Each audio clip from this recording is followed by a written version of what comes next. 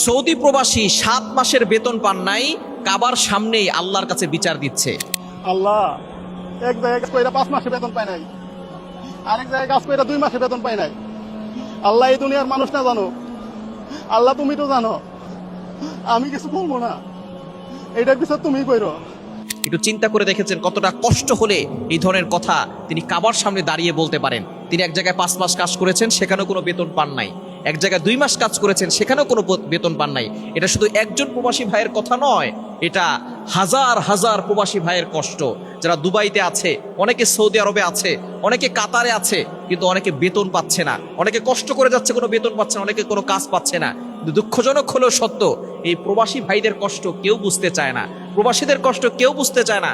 যারা প্রবাসে যায়, তারা ঈদের সময় সকল সুখ তারা বিসর্জন দিয়ে তারা কাজ করে যায় পরিবারের জন্য। কিন্তু দুঃখজনক হলেও সত্য, এই পরিবাররা প্রবাসী ভাইদের কষ্ট বুঝে না। মা বাবা পর্যন্ত প্রবাসীদের কষ্ট বুঝে না। অনেক প্রবাসী ভাই আমাদের কাছে ফোন দিয়ে বলে, হুজুর আমি 10 বছর ধরে এখানে আছি, প্রায় 50 থেকে 60 লক্ষ টাকা মা বাবাকে দিয়েছি, এখন মা বাবা বলে তুমি আমাকে কিছুই দাও নাই। আর আমরা যাদেরকে বিদেশে পাঠাই, তাদেরকে মনে করি তারা টাকার গাছ লাগিয়েছে, তাদের কাছে শুধু টাকা টাকা বলি।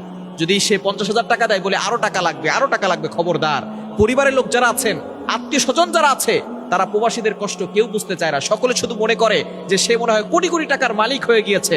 সকলে শুধু টাকা চায়, বলে তুমি আমার জন্য এটা নিয়ে আসবা, একটা ঘড়ি নিয়ে আসবা, একটা লাইট নিয়ে আসবা। সে তার সকল ইনকামের টাকাগুলো দিয়ে সবার জন্য কিছু না কিছু নিয়ে আসে, তারপর অনেকের মন ভরে না, বলে তুমি আমার জন্য শুধু এইটা নিয়ে আসছো। তার যে টাকা সব চলে গেছে, এটা কেউ দেখতে চায় না। এজন্য প্রবাসীদের কষ্ট বুঝতে হবে।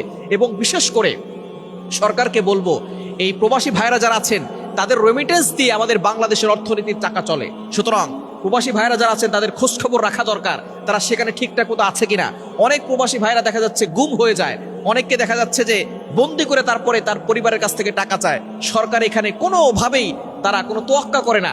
তবে সরকারের কাছে অবশ্যই আমাদের দাবি হচ্ছে, প্রবাসী ভাইদের এই দুঃখগুলো, কষ্টগুলো যাতে করে তারা বুঝে। যে সমস্ত প্রবাসী ভাইরা বিদেশে যায়, তাদের খোঁজ খবর রাখা, তারা ভালো আছে কিনা, চাকরি পেয়েছে কিনা। কেননা আমরা সরকার যারা আছি, তাদের টাকা দিয়ে আমাদের এই দেশটাকে পরিচালনা করছি, এজন্য তাদের খোঁজ খবর রাখা দরকার। তবে দুঃখজনক হলেও সত্য, এই প্রবাসী ভাইরা যখন বাংলাদেশে আসে, এয়ারপোর্টে তাদেরকে হেনস্থা করা হয়, তাদেরকে হয়রানি করা হয়, বিভিন্নভাবে তাদের লাগেজগুলো এমনভাবে তাদের সাথে ব্যবহার করা হয়, মনে হয় তারা মানুষটা, তারা হচ্ছে পশু। এজন্য আমরা বলতে চাই, সরকারে যারা আছেন এবং এয়ারপোর্টে যারা আছেন, অবশ্যই প্রবাসী ভাইদের সাথে ভালো ব্যবহার করবেন, তাদের সাথে সুন্দর আচরণ করবেন। কেননা প্রবাসীদেরকে আমরা অনেকে গুরুত্ব দিতে চাই না, অথচ তাদের টাকা দিয়ে আমাদের বাংলাদেশ চলছে, তাদের রেমিটেন্স দিয়ে আমাদের বাংলাদেশ চলছে। এজন্য তাদেরকে রেসপেক্ট করা দরকার, তাদেরকে ফুলের তোড়া দিয়ে স্বাগতম জানানো দরকার।